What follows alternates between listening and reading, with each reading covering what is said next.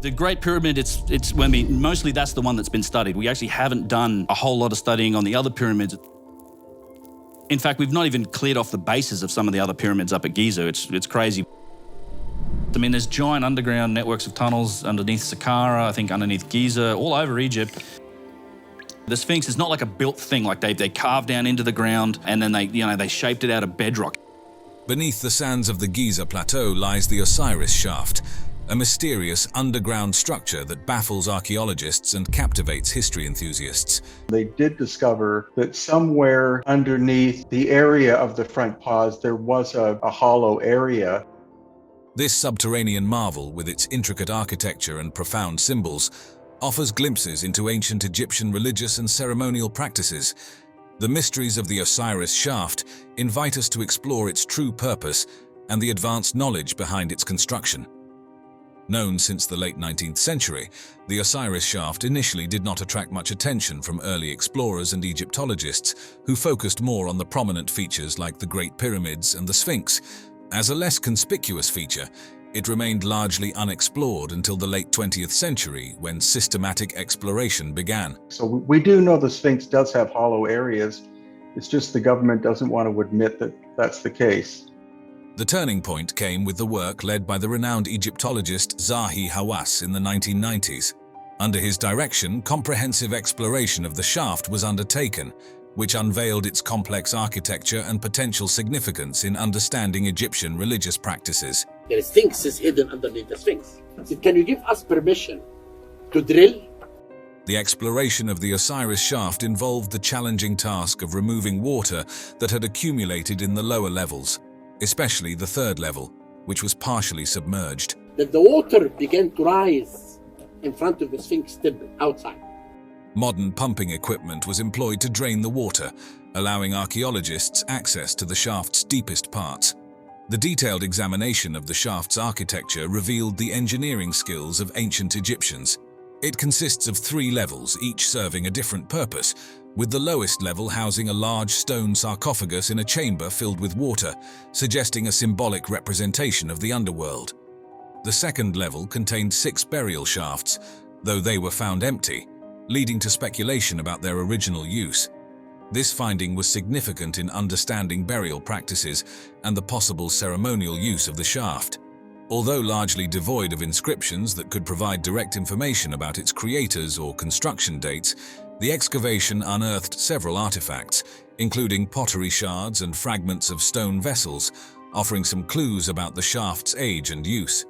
Dating the Osiris shaft has been challenging due to the lack of inscriptions and the mixed nature of the artifacts found within. However, based on the style of pottery and other items, as well as architectural features, archaeologists suggest that the shaft might date from the New Kingdom period, with some elements possibly being older or reused from earlier periods.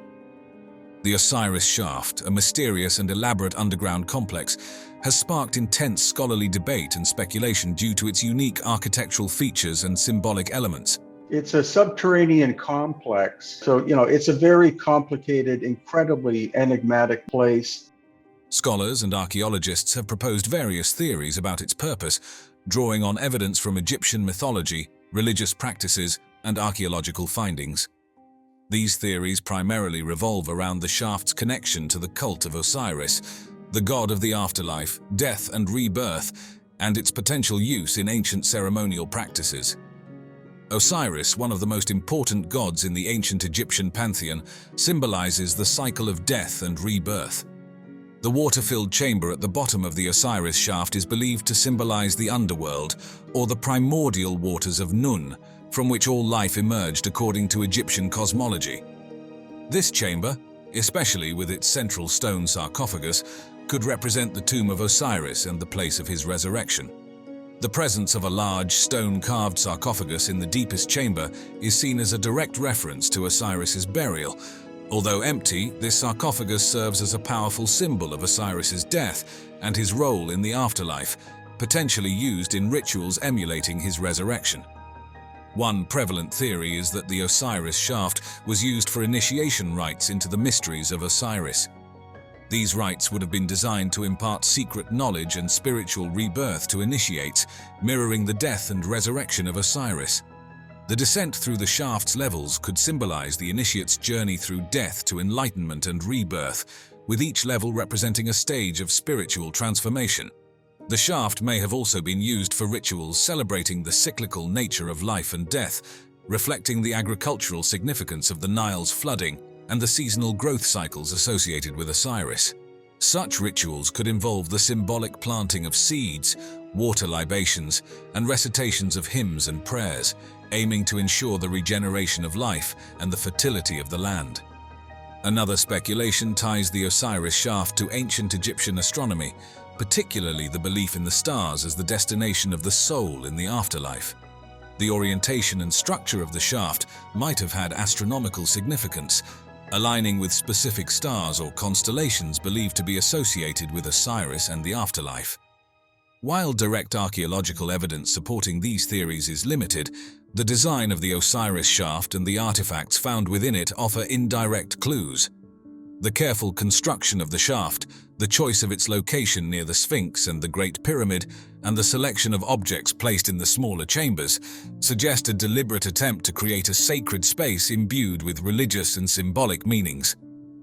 Textual evidence from ancient Egyptian religious texts, such as the Pyramid texts and the Book of the Dead, which contain references to the afterlife and the journey of the soul, provides a contextual backdrop for interpreting the Osiris shaft. These texts describe the landscape of the afterlife, including the presence of water, boats, and the significance of the sarcophagus, all of which find echoes in the physical structure of the Osiris shaft. The Osiris shaft showcases the architectural ingenuity of ancient Egyptian civilization, constructed deep within the limestone bedrock and organized into 3 distinct levels connected by vertical shafts. This site blends the practical with the mystical. Let's explore the architecture and structure of the Osiris shaft, examining each level's design, construction, and potential significance. The engineering and architectural design of the Osiris shaft demonstrate advanced planning and knowledge of subterranean construction techniques. The entrance is a rectangular opening, a deliberate design choice marking the beginning of a descent into the earth. That's the access to the underground area of the Sphinx. The government put it there on purpose. This opening leads directly to a vertical shaft carved straight down into the limestone, requiring precise control to maintain the shaft's integrity and direction. The shaft descends approximately 10 meters to the first level. The construction of this shaft involved removing tons of limestone using tools made from harder stones, copper, and possibly bronze, as well as ropes and wooden scaffolding for debris removal. The initial chamber at this level is relatively modest in size and devoid of elaborate decorations or significant artifacts. Its simplicity suggests it may have served as an antechamber or a preparatory space for deeper levels, possibly intended for purification or other preliminary rites. A second vertical shaft leads from the first level down an additional 20 meters, indicating a continuation of the journey into the depths. This shaft's construction would have been even more challenging due to the depth and the need to ensure ventilation and structural stability. This more extensive chamber houses 6 burial shafts, which were found empty, hinting at possible looting or a symbolic use. The creation of these shafts within the chamber's floor showcases a complex understanding of space utilization and the cultural importance of burial practices.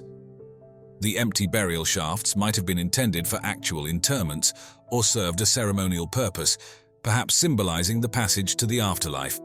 Their presence speaks to the shaft's potential role in funerary rites or as a cenotaph. The third and deepest level is accessed via another shaft from the second level, descending around 30 meters below the surface. This final descent marks the culmination of the journey into the underworld, mirroring the mythological descent of Osiris. Dominated by a large stone sarcophagus, this chamber is a dramatic representation of the tomb of Osiris. The partial filling of this chamber with water from the natural aquifer links the Osiris shaft to the mythological themes of rebirth and purification. Water, a symbol of life and regeneration, would have held profound religious significance, enhancing the chamber's sanctity as a representation of Osiris's tomb. Surrounding the central sarcophagus are smaller chambers that contained mummified remains and artifacts. Graham Hancock, a British author known for his unconventional theories about ancient civilizations, has posited several intriguing ideas regarding the Osiris shaft and the broader context of ancient Egyptian monuments. Is there not a hidden chamber as well? In fact, there is a whole underworld at Giza. This is beginning to be recognized. Hancock's work, which spans several books including Fingerprints of the Gods and Magicians of the Gods, often challenges the orthodox archaeological understanding of history. His theories, while controversial among mainstream scholars, have sparked considerable interest and debate among the public and alternative researchers. I think there's a lot more remains to be discovered under the Giza Plateau. Yeah. A central theme in his work is the hypothesis of a lost advanced civilization that predates known history. He suggests that this civilization possessed sophisticated knowledge of astronomy, architecture, and mathematics, which was passed down to later cultures, including the ancient Egyptians. But remember that the ancient Egyptians tell us in many of their texts that everything they knew was a legacy. He suggests these events led to significant rises in sea levels and could have been responsible for the demise of the advanced civilization he hypothesizes. The Osiris shaft's lower levels being filled with water could be interpreted within Hancock's framework as symbolic or actual evidence of these cataclysmic events. He might view the water in the shaft as a deliberate reference to the ancient floods and the civilization's knowledge of these cataclysmic events. The Great Pyramid of Giza, built during the 4th dynasty of Egypt for Pharaoh Khufu around 2580 to 2560 BC, has long captured the imagination of people worldwide. The discovery of its entrance and the subsequent exploration of its interior chambers have significantly deepened our understanding of ancient Egyptian architecture and burial practices. For centuries, the entrance to this monumental structure was a mystery. Originally, the pyramid was encased in smooth Tura limestone, which concealed any openings. By the time explorers began their quest, most of this casing had been stripped away, revealing the underlying structure. The Great Pyramid was sealed. It was a sealed monument. The first recorded discovery of the entrance dates back to 820 AD when the Caliph al-Mamun ordered an expedition to uncover the pyramid's secrets. The Caliph al-Mamun, who was running Egypt at the time, wanted to get inside the Great Pyramid. His workers supposedly found the hidden entrance after hearing a stone fall within the pyramid. They located the entrance about 17 meters above the ground on the northern face, slightly to the east of the central axis. This discovery led them to a descending passageway. From the entrance, the descending passageway measures about 1.2 meters high and 3.5 wide, sloping downwards at an angle of approximately 26 degrees. Is there not a hidden chamber as well? In fact, there is a whole underworld at Giza. This is beginning to be recognized. This passage extends for about 105 meters into the pyramid, eventually reaching the subterranean chamber, also known as the pit. This chamber lies beneath the pyramid, carved into the bedrock, and is unfinished, roughly hewn, and not fully smoothed out like other parts of the pyramid. Measuring approximately 27 by 14 meters and about 8.6 meters high at its highest point, the chamber's purpose remains unclear. We actually don't know what these chambers were for. No burial of any pharaoh was ever found inside the Great Pyramid. Some theories suggest it was an early attempt at a burial chamber or simply an unfinished part of the construction. Halfway along the descending passageway, an ascending passageway branches off upwards. Similar in dimensions to the descending passageway, it extends for about 39 meters before reaching the Grand Gallery. The entrance to the ascending passageway was originally concealed by a stone block, adding an extra level of security. The Grand Gallery is one of the pyramid's most impressive features. It is a steeply inclined corridor, measuring about 46.6 meters in length, 8.6 meters in height, and 2.1 meters in width at the base, narrowing slightly towards the top. The walls of the Grand Gallery are lined with precisely cut stones, and the ceiling consists of corbelled stone blocks, creating a vaulted appearance. The floor has a series of slots, possibly for the placement of beams or to aid in the transportation of heavy objects. Approximately halfway along the Grand Gallery, a horizontal passageway leads to the so-called Queen's Chamber. This chamber is smaller than the King's Chamber, measuring about 5 3/4 meters by 5 1/4 meters, with a height of 6 1/4 meters. The walls are smooth and the ceiling is pointed, forming a gabled roof. The exact purpose of the Queen's Chamber is still debated. It might have been intended as a secondary burial chamber or a symbolic chamber for the pharaoh's spirit. Continuing up the Grand Gallery, a horizontal passage leads to the King's Chamber, the most important room in the pyramid. The King's Chamber is rectangular, measuring about then and half by 5.2 meters, and has a flat roof composed of massive granite beams. The chamber's walls are also lined with granite, and the floor consists of large granite blocks. Inside the King's Chamber is a large granite sarcophagus, believed to have held Khufu's body. The sarcophagus is too large to have been brought in through the existing passages, indicating it was placed during the construction of the pyramid. Above the King's Chamber are 5 relieving chambers, designed to distribute the weight of the pyramid and prevent the roof of the King's Chamber from collapsing. These chambers are separated by large horizontal slabs of granite, each layer relieving some of the weight above. In recent times, advanced technologies like ground-penetrating radar and Moon tomography have been employed to explore the pyramid further. These methods have led to the discovery of previously unknown voids and chambers, such as the Scan Pyramid's Big Void, a large empty space above the Grand Gallery discovered in 2017. The purpose of this void remains a mystery and continues to be a topic of ongoing research and speculation. The area surrounding the Great Pyramid of Giza, also known as Khufu's Pyramid, has been a treasure trove of archaeological discoveries. I think there's a lot more remains to be discovered under the Giza Plateau. Yeah. These finds offer remarkable insights into ancient Egyptian civilization, their burial practices, religious beliefs, and daily life. One of the most intriguing discoveries is the solar boat pits, unearthed in 1954 by Egyptian archaeologist Kamal El-Malakh. These pits contain 2 intact boats buried near the Great Pyramid, positioned on the southern side. Known as solar barks, these boats were believed to serve a dual purpose.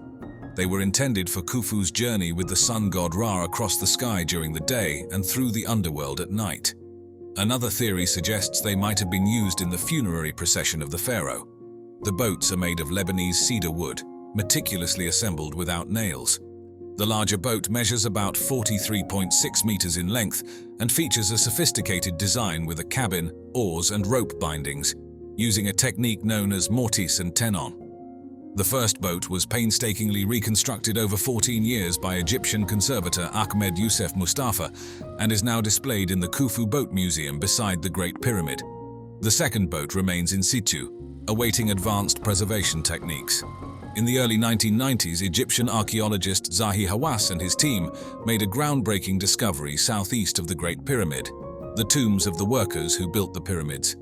The tombs provided evidence that the builders were paid laborers who worked in 3-month rotating shifts, reflecting the societal structure and economy of the Old Kingdom. The tombs contained skeletal remains showing signs of healed injuries, indicating that workers had access to medical care. Pottery shards, tools, and remnants of food supplies such as bread and beer were also found, shedding light on their diet and daily life. The presence of beef and fish bones suggests that the workers received good nutrition. The tombs were simple, yet carefully constructed from mud brick and limestone, indicating a level of respect for the workers. Some tombs had hieroglyphic inscriptions and modest grave goods, signifying the workers' social status and the reverence afforded to them. Another significant discovery was made in 1925 by American archaeologist George Reisner when he uncovered the mastaba of Queen Hetepheres I, the mother of Khufu, in the Giza necropolis. Located to the northeast of the Great Pyramid, the tomb was initially hidden under debris. The tomb contained a large cache of funerary equipment, including a golden throne, a gilded bed with a canopy, chairs, a palanquin, and various personal items such as jewelry and cosmetic boxes. The craftsmanship of these items highlights the luxurious lifestyle of the royal family and the high level of artisanship of the period. Interestingly, Hetepheres' body was never found, leading to theories that her mummy might have been relocated or never placed in the tomb. Some suggest the burial equipment might have been prepared in anticipation of her death, but used for another purpose. The remains of Khufu's pyramid temple have been uncovered through various excavations conducted over the years, with significant contributions from archaeologists such as Mark Lehner and Zahi Hawass. The pyramid temple was a site for offerings and rituals to honor the deceased pharaoh Khufu. It played a central role in the funerary cult, where daily rituals and ceremonies ensured the pharaoh's immortality. The temple's remains include large limestone blocks, column bases, and fragments of statues and altars. The temple layout typically featured a courtyard, a hypostyle hall, and sanctuaries. The temple was connected to the pyramid by a causeway, which was used for processional purposes. Various small artifacts, including inscribed blocks, offering tables, and fragments of statues, have been found. These artifacts shed light on the religious practices of the time, the artistic styles, and the materials used. Notably, fragments of a life-size statue of Khufu have been uncovered, providing insights into the pharaoh's appearance and royal iconography. The tomb of Khentkaus III, discovered by archaeologists in the early 20th century, is also referred to as the Fourth Pyramid due to its unique design.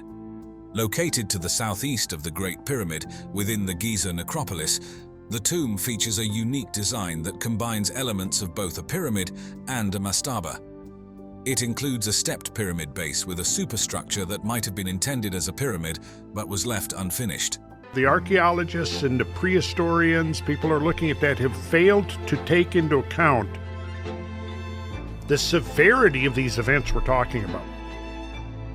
You don't realize the extent of the total remodeling of this planetary surface that took place.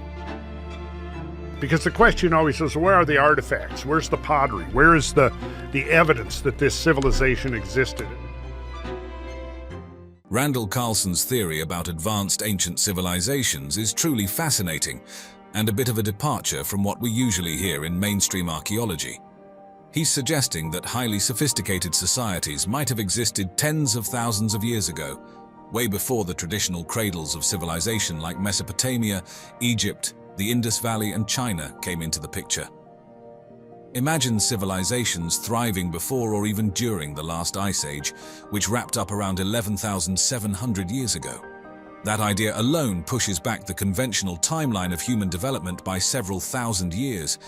Now, when you look at the evidence Carlson brings to the table, it's primarily centered around those massive and mystifying megalithic structures scattered across the globe. Take the pyramids of Giza, for example. Their alignment with the stars of Orion's belt and the precision of their construction is just mind-blowing. Or Stonehenge, with its solstitial alignment standing there on the Salisbury Plain. Two of these shafts go all the way through the body of the pyramid and exit on the outside and actually point at particularly significant stars. These structures suggest that the people who built them had a far more advanced understanding of astronomy than we usually give them credit for. Carlson dives into the engineering and architectural skills of these ancient builders. He talks about how they constructed these massive stone structures, some involving stones weighing several tons. Just think about the logistics of transporting and precisely placing these enormous stones over great distances. It indicates a level of engineering know-how and physical physics that seems way ahead of their time. Now moving on. Randall Carlson's theory about ancient civilizations is absolutely something different, isn't it? He really makes you think about the roots of our history in a new way. Just consider the megalithic structures scattered all over the world. When you account for the rise of sea level and the isostatic subsidence of the sea floor, it's not at all implausible that you had a large island complex in the mid-Atlantic Ocean. Carlson sees these as evidence of advanced prehistoric civilizations.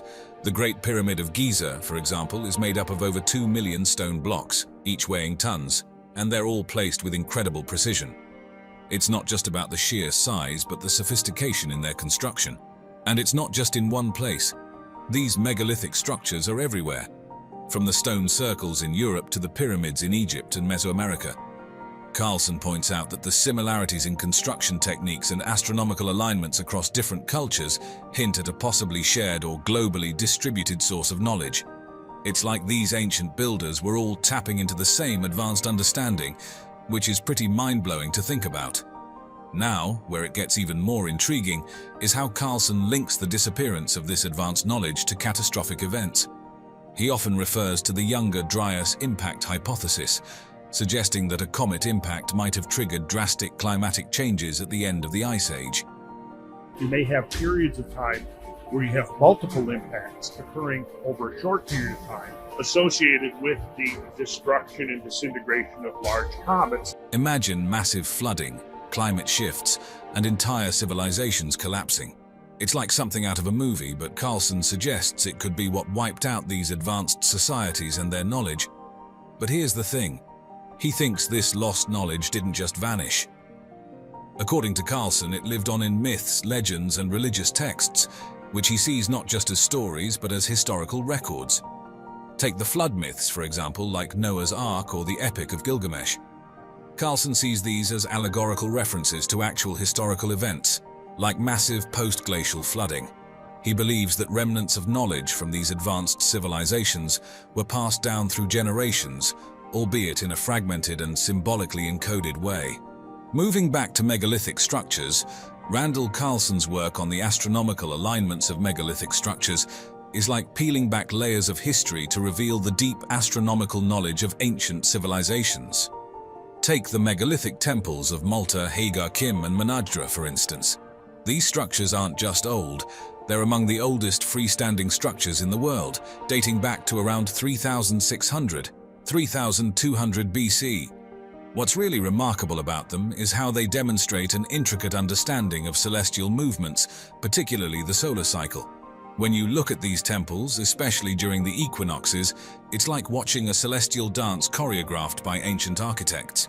At Magna on the equinoxes, the sunlight filters through a specific aperture, illuminating an inner stone slab. It's this incredible precision that highlights how the builders weren't just stacking stones, they were aligning them with celestial events, marking the change of seasons with architectural precision. But it's not just about alignments. The architectural design itself is a marvel. Some reference to such an event can be traced in many of the legends and myths surrounding these stars that have come down to us from nations far removed from each other. The layout of the temples seems carefully planned to align with the sun's position at significant times of the year. For example, the main axis of Hancock is almost perfectly oriented to where the sun rises during the solstices. It shows a level of planning and understanding of the sun's movements. And then there's the construction itself. We're talking about huge megaliths, each weighing several tons, placed with such accuracy that they align with celestial events.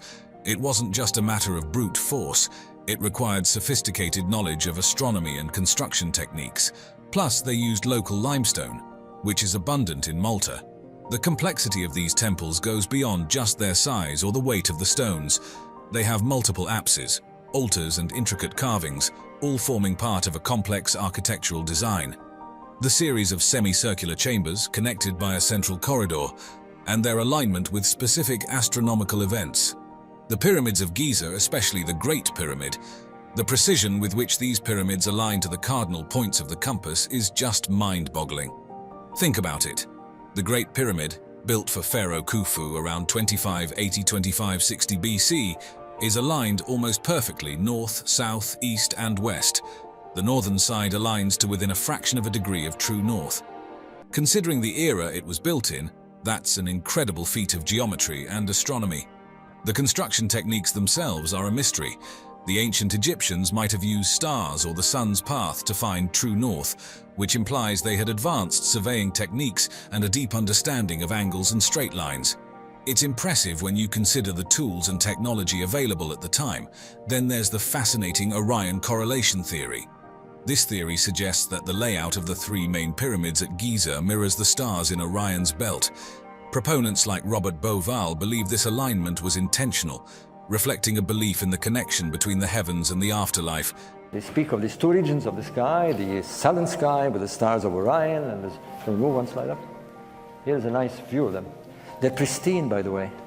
It's really eerie how they carve those texts by hand, and some of the details is extraordinary.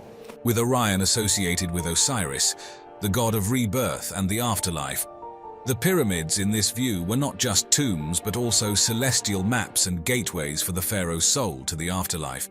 The smallest pyramid, Menkaura's pyramid, is slightly offset, mirroring the offset of the smallest star, Mintaka, in Orion's belt, which adds another layer of intrigue to this theory.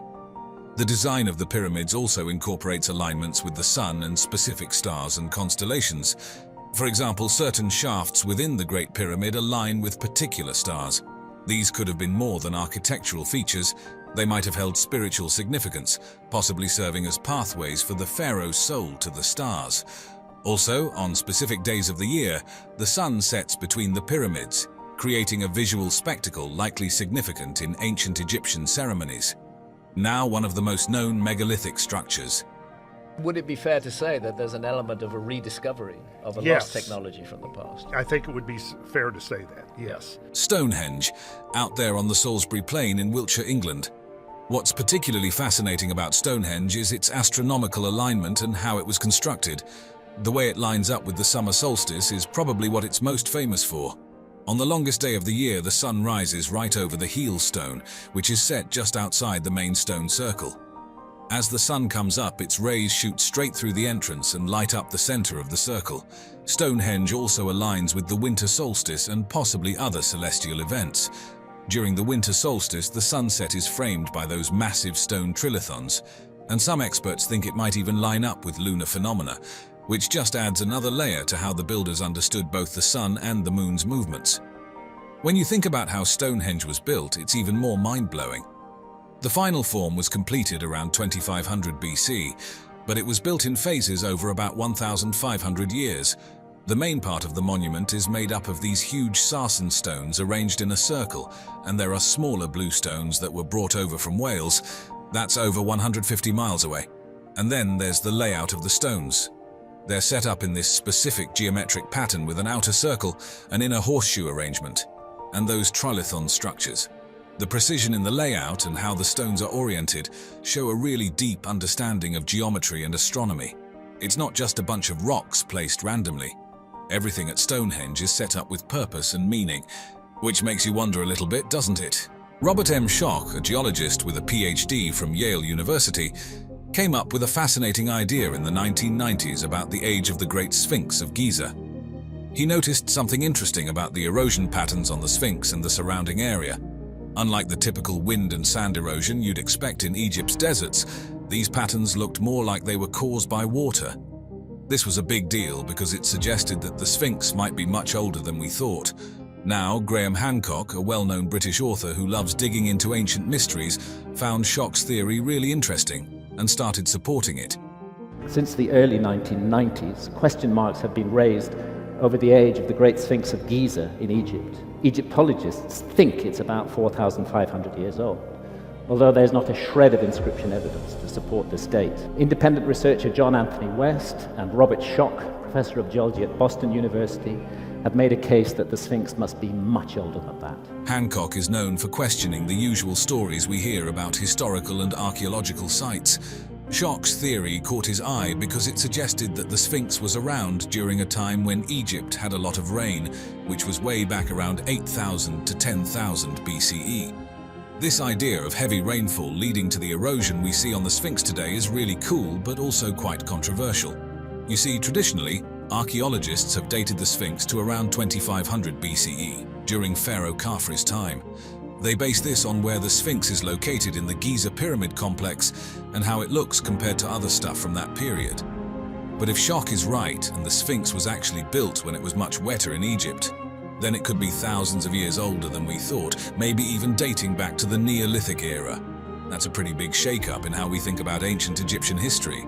To put it bluntly, the Sphinx did not originate with Khafre in the 4th dynasty, and really the beginning of my serious work and career looking at ancient civilizations. Instead of the typical wear and tear you'd expect from wind and sand in a desert, the Sphinx had features like deep cracks, wavy lines on its limestone walls, and smooth, rounded edges.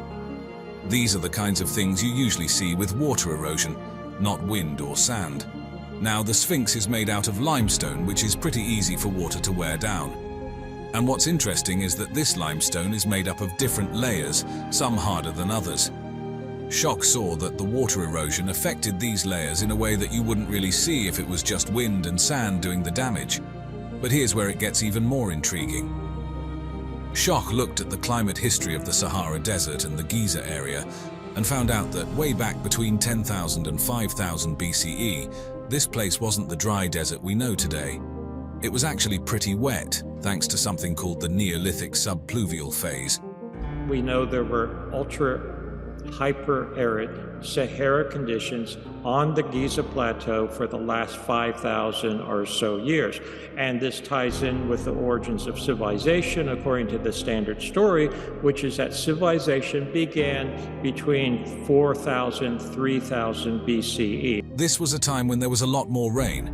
So Schock thinks that this rainy period might have caused the kind of water erosion we see on the Sphinx, suggesting it's much older than we thought, maybe even dating back to these wetter times. This goes against the usual dating of the Sphinx to around 2500 BCE during Pharaoh Khafre's reign, based on its style and where it's located in the Giza Pyramid complex. Schock's idea definitely shakes things up in terms of how we think about the Sphinx's age. So Robert Schock didn't just look at the Sphinx in isolation when he was thinking about this whole water erosion idea. He actually compared the wear and tear on the Sphinx with other ancient limestone sites that had been exposed to a lot of rain. This was his way of checking if what he saw on the Sphinx matched up with known patterns of water erosion elsewhere. It's like looking at different worn-out jeans to figure out if they got ripped from climbing trees or just from washing them a lot. He found sites with a clear historical background where they knew for sure that rain had done its thing over the years. When he looked at these places, he noticed that the erosion patterns were quite similar to what he was seeing on the Sphinx.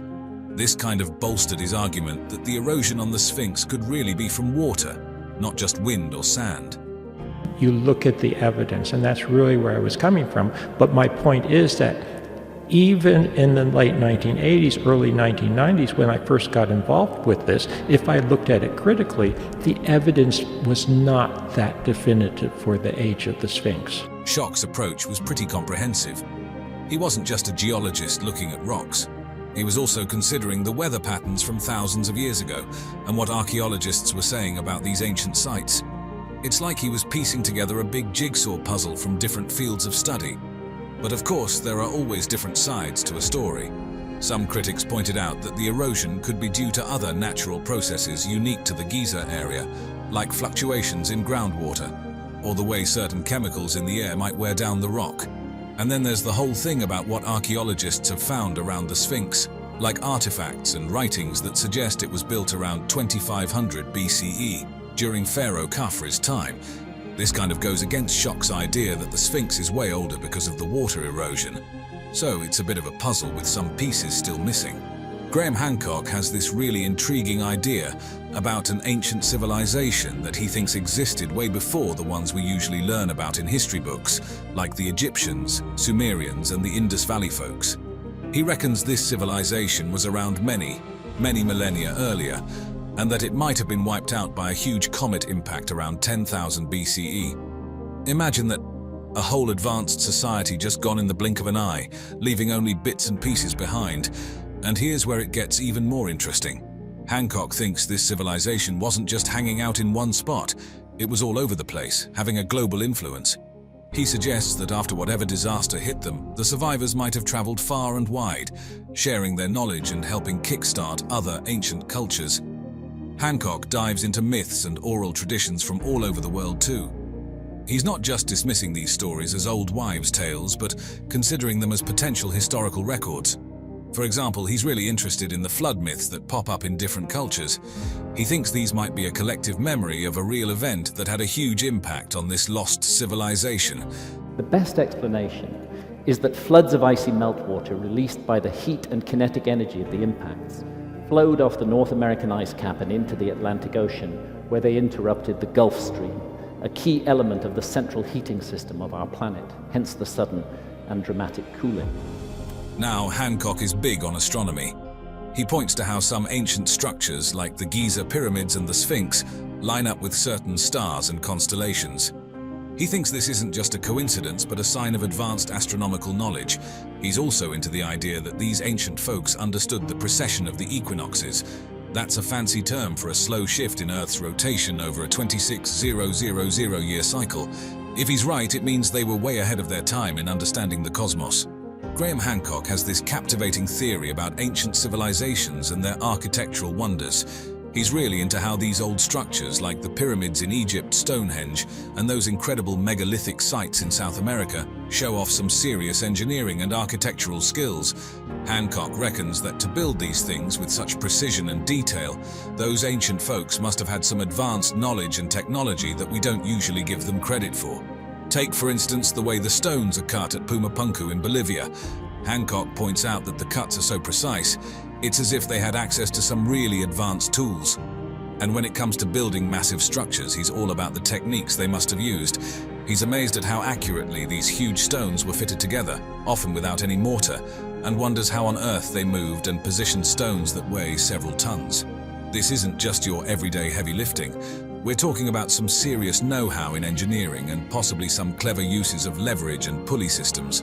Now he doesn't stop there. He's also fascinated by the mathematical and geometrical knowledge that these structures reveal. He talks about the use of the golden ratio, pi, and precise angular measurements, which shows a sophisticated understanding of math and geometry. Like, take the Great Pyramid of Khufu. Its alignment, the way its base is perfectly level, and the precise angles of its sides. Hancock sees this as evidence of a much more advanced understanding of geometry and engineering than we might think. Then there are the monumental buildings in Mesoamerica, such as the Pyramid of the Sun at Teotihuacan and the Mayan pyramids. Hancock highlights their architectural sophistication, urban planning, and the use of large stone blocks. All of this, to him, points to a level of technological proficiency and knowledge that goes way beyond what we've traditionally thought was possible for these ancient cultures. In a nutshell, Hancock is looking at these ancient structures and saying, hey, there's more to the story here. He's suggesting that these civilizations had a depth of knowledge and skill in construction, engineering, and mathematics that challenges our conventional understanding of ancient history. It wasn't something the Maya made up. The Olmecs used that same symbolism. So the Mayan calendar is actually an Olmec calendar. And if we then consider the possibility that the Olmecs may just be the latest, the earliest surviving manifestation of that calendar, it could go back. Then there's Teotihuacan in Mexico. Hancock looks at the layout of this ancient city and sees a kind of mirror image of our solar system's planetary orbits. To him, this suggests that the people who built Teotihuacan had a pretty detailed knowledge of astronomy and space. Stonehenge in England is another example. Hancock thinks it was used as an astronomical observatory because of how it aligns with the solstices. He sees this as further evidence that ancient people understood celestial movements really well. And let's not forget about the Pyramid of Kukulkan at Chichen Itza. During the equinoxes, this pyramid casts a shadow that looks like a serpent. Hancock sees this as a sophisticated way of tracking the sun's path, again showing an advanced understanding of astronomy. Hancock also dives into the idea of precession, which is this slow wobble in Earth's rotation that takes about 26,000 years to go full circle. He looks at how the Giza pyramids align with Orion's belt, and how the Sphinx lines up with the Leo constellation during what's known as the Age of Leo, around 10,500 BCE. He thinks these alignments aren't random but deliberate, showing that the people back then understood this complex astronomical phenomenon. So, in a nutshell, Hancock is really into the idea that ancient structures around the world weren't just built for the heck of it. He believes they were deliberately aligned with stars, constellations, and celestial events, showing that ancient civilizations had a much deeper understanding of astronomy than we usually give them credit for. In the shadowed depths beneath the temple of the ancient city of Taposiris Magna, located along the Egyptian coastline, a monumental discovery was made by Kathleen Martinez of the University of Santo Domingo, Dominican Republic, and her team. Let's call in the archaeologists to make sure that we're not going to wreck any ancient archaeology while we're doing this. And that's a lot of archaeological discoveries are made as a result of that. During their meticulous excavations, they unearthed an extensive tunnel plunging 13 meters underground, expertly carved through 1,305 meters of sandstone. This architectural feat, standing 2 meters tall, has been hailed as a geometric miracle by the Egyptian Ministry of Tourism and Antiquities for its engineering precision and scale. It's interesting that the patterns are geometrical. Someone made it, and it involved a very large amount of organized labor in order to make it. There had to be the will and the intent in order to do that. The Eupalinos Tunnel, extending over 10 to 36 meters, was an unparalleled achievement in ancient engineering, mirroring the complexity and ambition of the Taposiris Magna tunnel, though the latter's function remains a mystery. Despite being partially submerged in water, the tunnel's purpose, beyond its architectural resemblance to historical works, is still under investigation. The driving force behind Martinez's dedication to Taposiris Magna since 2004 has been the quest to locate the final resting place of Cleopatra VII, the last queen of the Ptolemaic dynasty. Are we looking at the traces of a forgotten episode in human history? I think so. I think that's what's going on here. The excavations at Taposiris Magna have not been in vain, revealing artifacts and signs hinting at the presence of Cleopatra and her ancestors.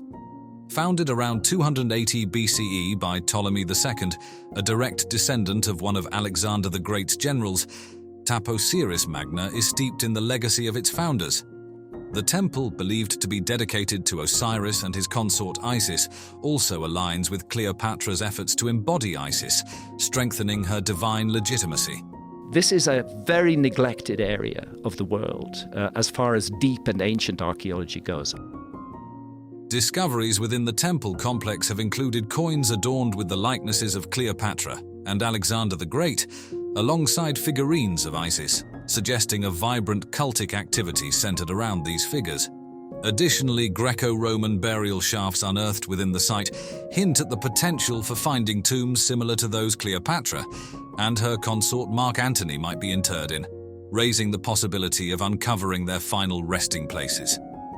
Looking forward, the exploration is set to extend into the Mediterranean Sea, following the trail of a series of devastating earthquakes between 320 and 1303 CE that led to the partial submersion of the temple complex. Prior excavations have also indicated a network of tunnels connecting Lake Mariotte to the Mediterranean, suggesting a broader scope of investigation in the quest to unravel the mysteries of Taposiris Magna. The tunnel discovery, yielding artifacts such as pottery and a limestone block, adds to the anticipation of what lies ahead.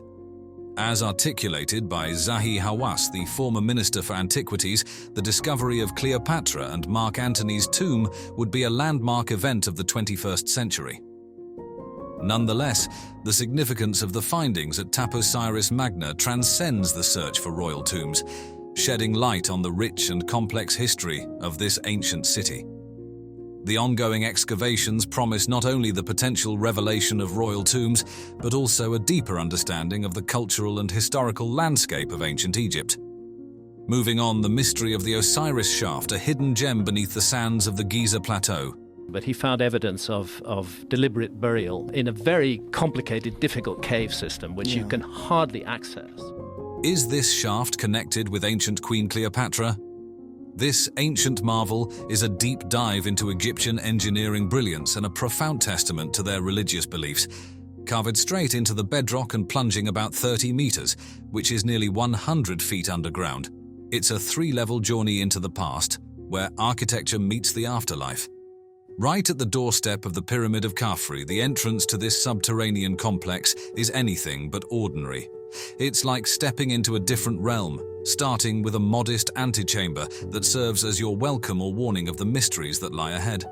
This first stop is simple yet precise, a showcase of the ancient Egyptians' mastery over stone, but the adventure only deepens from there. A narrow passage takes you to the second level, a larger space carved with burial niches. Imagine this as a VIP section for the afterlife, likely reserved for those with a direct line to the gods or high standing in society. It's a clear sign that you're moving closer to something sacred. Then comes the final plunge to the heart of the Osiris shaft. Here, in the deepest chamber, you're greeted by a scene straight out of mythology. At the center, a massive granite sarcophagus sits partially submerged in water, which seeps in naturally from the limestone. This isn't just an engineering feat, it's a direct nod to Osiris, the god of the afterlife, whose story is intertwined with the Nile itself.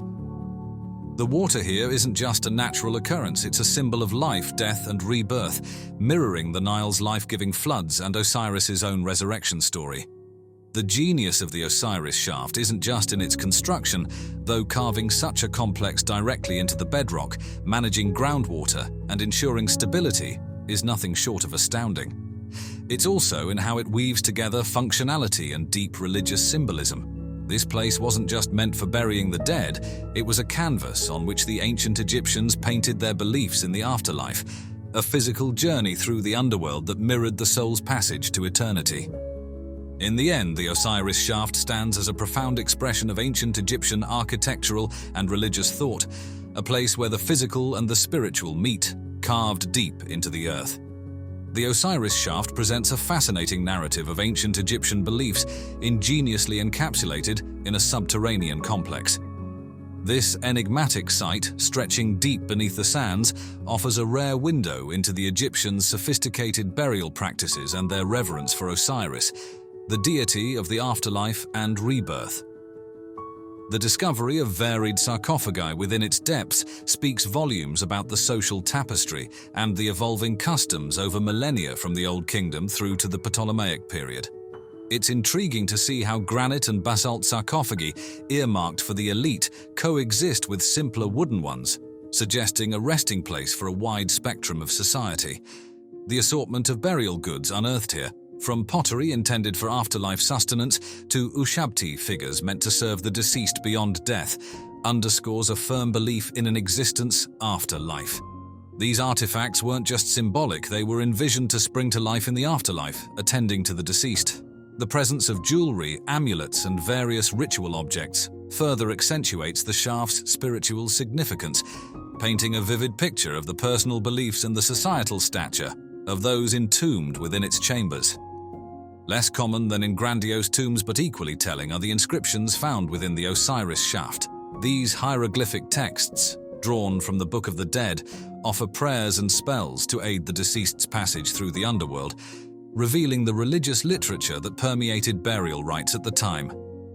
The shaft's design and function serve as a profound testament to the myth of Osiris, creating a physical manifestation of the underworld and mirroring the god's mythical entombment in the Nile's waters. This architectural homage to Osiris not only marked the site as a burial ground, but also as a sacred space for pilgrimage and worship, drawing followers to engage in rituals and offerings. The use of water in the deepest chamber, symbolizing purification and rebirth, reflects the Nile's life-giving floods controlled by Osiris, reinforcing the deity's association with agriculture and resurrection. Some theories even suggest that the Osiris shaft's alignment might connect the deceased with celestial bodies, embedding them within the eternal cycle of life, death, and rebirth, a concept that highlights the Egyptians' advanced understanding of cosmology. Exploring the Osiris shaft thus unfolds a rich tapestry of ancient Egyptian life, belief, and architectural prowess. It's a narrative that transcends the mere act of burial, revealing a culture deeply immersed in the mysteries of the afterlife, the divine, and the cosmos. The Osiris shaft stands not just as a monument, but as a bridge between the earthly and the divine, offering invaluable insights into the spiritual and everyday lives of the ancient Egyptians. Ever wondered what went on inside those magnificent pyramids of ancient Egypt? Well, buckle up because we're about to delve into the fascinating world of the ancient pyramid texts. These inscriptions carved onto the pyramid walls around 2400 to 2300 BCE are like a window into the hearts and minds of the people who built these incredible structures.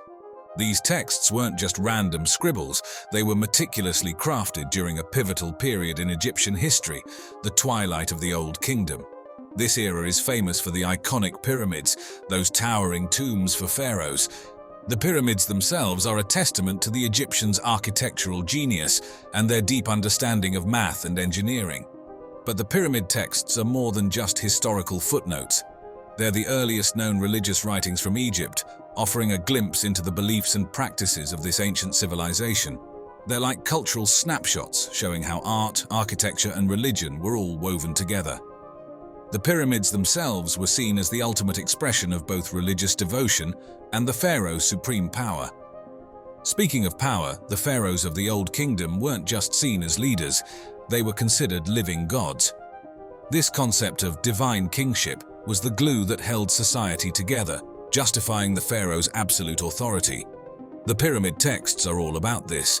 They're basically spells and instructions meant to help the pharaoh navigate the afterlife and join the gods, further solidifying the idea of their godlike status. Imagine a society where the pharaoh is at the top of the pyramid, wielding immense power. That's exactly what the Old Kingdom was like. This centralized system allowed them to mobilize the massive resources and manpower needed to build the pyramids. It also meant the government had a tight grip on things, controlling people and resources to a great extent. But running a complex society like this wasn't a walk in the park. It required a well-oiled bureaucratic machine, and that's what the Egyptians had. This network of officials kept things running smoothly, organizing labor, managing resources, and handling the countless details of daily life. It was a sophisticated system for a sophisticated society. We've talked about the cultural significance of the pyramid texts and the social structure of the Old Kingdom, but how did they manage to pull off such massive building projects? Building a pyramid wasn't like putting together a piece of IKEA furniture. It required serious resources and manpower. Imagine this: hauling giant blocks of stone, transporting them for miles, and feeding a whole army of workers for years on end. That's what the Egyptians had to do to build the pyramids. It was a massive undertaking, requiring a well-oiled economic engine. Here's where things get interesting. Contrary to popular belief, the pyramids weren't built by slaves, but by a paid workforce. These workers were likely skilled laborers, artisans, and even seasonal workers, and they were treated pretty well. We found evidence of medical care, food, and even some form of compensation. So how could they afford all this? The answer lies in a concept called economic surplus. Basically, they had enough resources left over after taking care of basic needs like food and shelter to invest in these grand projects. This surplus came from their mastery of agriculture thanks to the Nile River's annual floods. These floods enriched the land and allowed them to grow more food than they needed to survive, freeing up people to work on other things like, you guessed it, building pyramids. But the pyramids are more than just piles of stone, they're symbols too. Many believe they represent the rays of the sun, a pathway for the pharaoh's soul to reach the heavens. This symbolism is deeply connected to the pyramid texts, which are filled with references to the sun god Ra. It all goes back to the Egyptians' belief system, where religion, royalty, and the universe were all interconnected. Speaking of connections, the pyramid texts are like the great-grandparents of later Egyptian religious texts. They paved the way for things like the coffin texts and the Book of the Dead. These later texts show how Egyptian beliefs evolved over time, adapting and becoming more accessible to people beyond just the pharaohs. So we've explored the economic engine behind the pyramids and the deeper meaning they hold. But let's not forget the pyramids themselves. They weren't just giant piles of stone. They were meticulously designed and built with a specific purpose in mind. Imagine these pyramids as giant tombs, built to house the bodies and possessions of pharaohs after they passed away. But they weren't just storage units. They were designed to help the pharaoh's soul on its journey to the afterlife, and that's where the pyramid texts come in. These inscriptions were like a guidebook for the pharaoh's soul, offering spells and protection every step of the way. The most famous pyramid containing these texts belongs to Unas, the last ruler of the 5th dynasty. His pyramid, located in Saqqara, was the first to include these inscriptions, paving the way for future pharaohs to follow suit. Think of it like a new trend. Once Unas did it, other pharaohs like Teti, Pepi Bawam, and even Pepi II decided they wanted pyramid texts too. These texts weren't just scribbled on any old piece of papyrus. They were painstakingly carved into the very walls of the pyramids by skilled artisans. Imagine the dedication and precision it took to etch those intricate hieroglyphs into stone. This not only shows the skill of the craftsman, but also highlights the importance of the texts themselves. They were considered so sacred and valuable that they deserved a permanent and prominent place within the pyramids. Speaking of sacredness, these texts were like the holy scripts of their time. They contained spells, prayers, and hymns, all designed to ensure the pharaoh's safe passage to the afterlife and even his transformation into a god. The fact that they were placed inside the pyramids, which were themselves seen as sacred spaces, further emphasizes their importance. But here's the interesting part. Initially, these texts were an exclusive club. Only the pharaohs got to enjoy their benefits, further solidifying their divine status in society. It kind of reflects the hierarchical structure of the time, where access to certain religious practices and texts was restricted to the privileged few. However, things eventually changed. Over time, the concepts and spells found in the pyramid texts started to trickle down to the broader Egyptian population. This led to the development of the coffin texts, and later the famous Book of the Dead. These later texts mark a turning point, making spells and rituals for the afterlife more accessible, not just for the pharaohs but for regular people too. So the pyramid texts, originally exclusive to the pharaohs, became the seed for a more democratic approach to the afterlife in ancient Egypt. Now, imagine unearthing a piece of history that rewrites what we know about writing. That's exactly what happened in the 1920s when the Kish tablet was discovered in the ancient city of Kish, Mesopotamia. This wasn't just any clay tablet. It was a game changer, offering a glimpse into the very origins of writing and the fascinating society that developed it. Kish was no ordinary town. Located along the Euphrates River, it was a bustling hub of trade, politics, and culture, attracting people from far and wide. This melting pot of cultures likely played a key role in the birth of writing, as different people brought their own symbols and ways of record-keeping, eventually leading to the development of proto-cuneiform script. The discovery of the Kish tablet itself is a story of collaboration. Archaeologists from the Field Museum of Natural History, led by Stephen Langdon, joined forces with other experts to uncover the secrets of Kish. Back then, excavation techniques were evolving, becoming more systematic and meticulous, which was crucial for carefully preserving and documenting this historic find. But what's so special about this tablet? Well, the writing system on it is like a Rosetta Stone of the ancient world. It's one of the earliest examples of written communication, showcasing the transition from picture-based symbols to the complex wedge-shaped script known as cuneiform. This shift reflects the growing complexity of Sumerian society, as people needed new ways to keep track of things. The creation and use of the Kish tablet also hint at a well-organized society. Imagine a city-state managing resources, governing its people, and even engaging in trade with other regions. Writing wasn't just about leaving messages, it was essential for recording transactions, laws, and important decisions. But the impact of writing goes beyond practicalities. It opened doors for cultural expression and the preservation of knowledge. With writing, the Sumerians could record their myths, laws, and historical events, ensuring they weren't lost to time. This paved the way for the rich literary traditions that flourished in the ancient Near East. The Kish tablet is a reminder that writing wasn't just a random invention. It was a necessity for keeping complex societies running smoothly. It also opened doors for cultural exchange and the preservation of knowledge across generations. This discovery continues to spark debates among scholars, with some questioning whether writing originated independently in Mesopotamia or was influenced by other cultures. The mystery surrounding the exact function and content of the tablet adds to its allure, making it a captivating piece of history that continues to captivate archaeologists and historians alike.